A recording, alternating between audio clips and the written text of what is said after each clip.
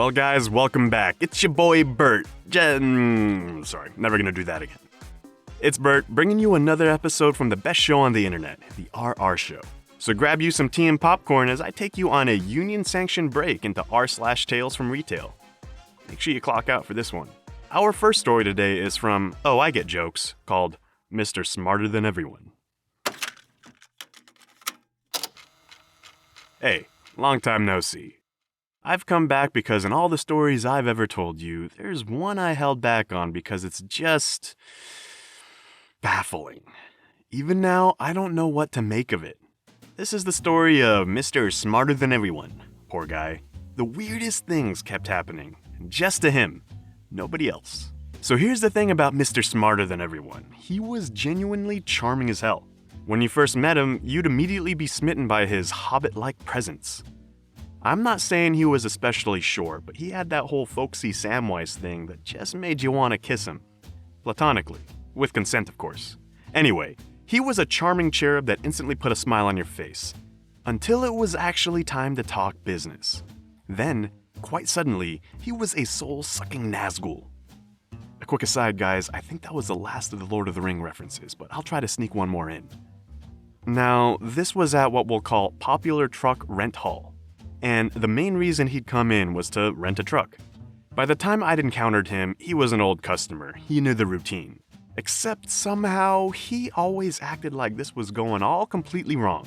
And we were making wildly unreasonable demands that he'd never dealt with before. I mean, why are we grilling him for all his personal information? Like his phone number. What do you need that for? Well, I'm not sure what my phone number is. I never call myself. Okay, hang on. Let me call my wife. Yeah, honey? What's my phone number? Yeah, Popular Truck Rent Hall wants it. I know, weird, right? What do you need that for again? Every time. And every time he acted like maybe, just maybe, this time he wouldn't have to share that information. After about 10 minutes, you'd extract his phone number from him.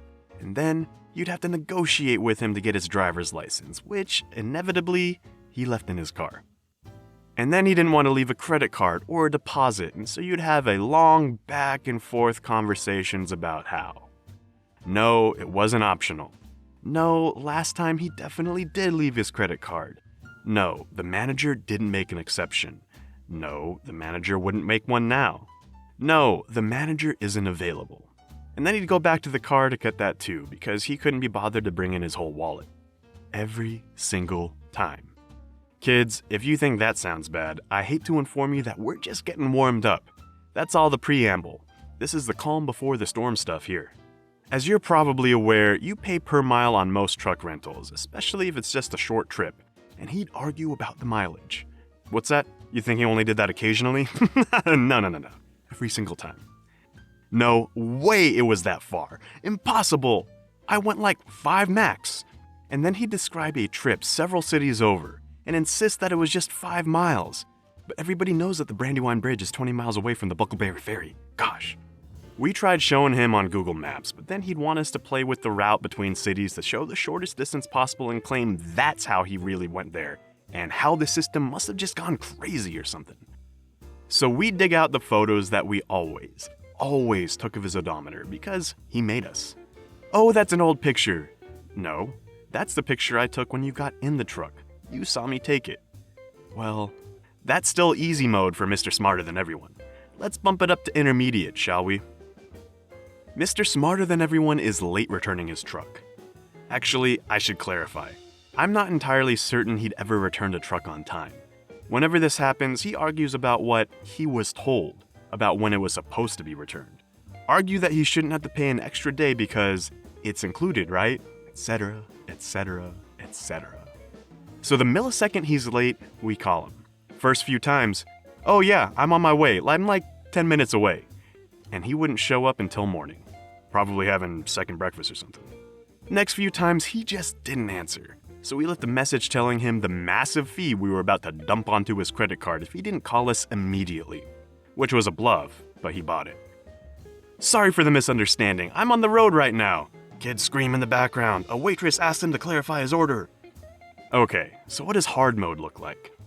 Hey, I can't bring the truck in because it's stalled on the side of the road. I also want a discount. Dang, Mr. Smarter Than Everyone, that's rough, and I totally believe you as well. And this happened the last time too, and I want a refund for that. Gee, you think that would be something you'd have mentioned. But meanwhile, if you're having trouble, you need to call roadside assistance. I don't want to call roadside assistance. Well, if there's a problem with the truck, you have to. It's not optional. Can you call them for me? Nope, the number's on your paperwork. Front page, huge numbers, the only phone number on there. Can't miss it. I lost it? No problem. Write this down. I don't have anything to write with. You have to call them. Please, just call them for me. Please. So you want me to call and send a tow truck for you? Yes? And it's on the side of the road. Yes. No, I managed to get it home. So the roadside assistance guys pull up, check the truck, and miracle of miracles, it starts right up. So we charged Mr. Smarter Than Everyone an extra $75 for calling a tow truck for no reason. So the next time, hey, I can't bring the truck in because it stalled on the side of the road. I also want a discount. I can't do anything. Call roadside assistance. But last time you guys charged me $75 for that. That's only if there's nothing actually wrong and they come out for no reason. Well, I don't want to call. Then you better be here by 5. But I'm far away. Crickets, crickets, crickets. See you at 5? Okay. All right, last gasp time.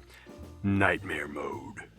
How did Mr. Smarter Than Everyone manage to finally get himself banned from, what was that name I came up for you? Oh, Popular Truck Rent Haul.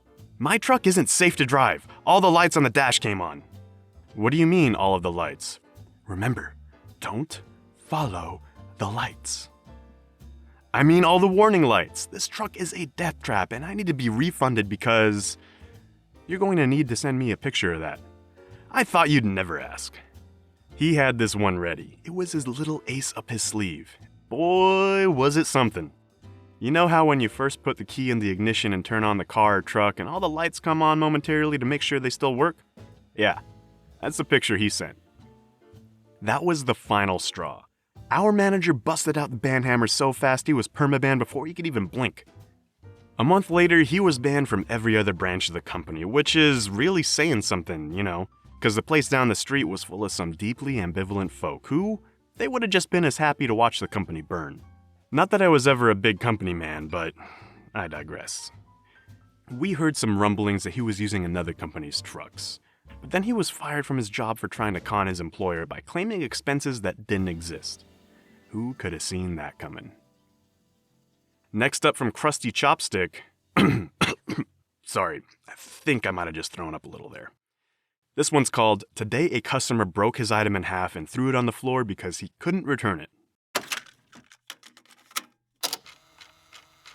I work in a secondhand store that's not in the US, and we have a policy that we don't do returns or exchanges. We have notes all over the store saying that, and the receipt clearly states it too. Today, when I was working the register, a man in his late 40s or so came up to me with a vinyl record, and wanted to return it because he already had another copy of it at home. It had cost him a little less than €3 when he bought it from us.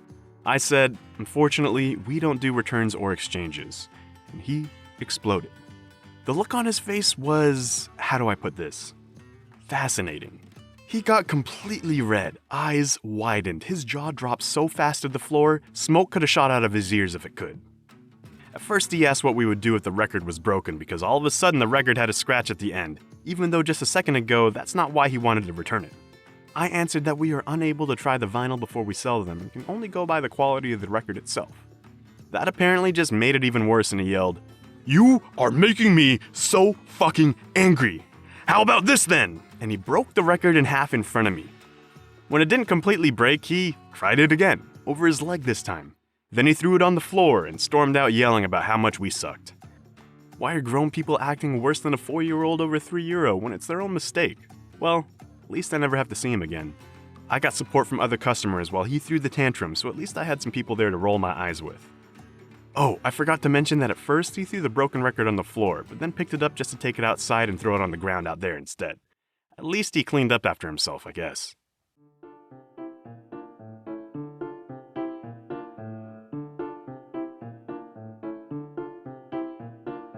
Thanks for joining me on this episode, guys. I can't wait to see you in the next one. Don't forget, if you have a second, a cheeky little review would be awesome. Till next time, guys. Peace out.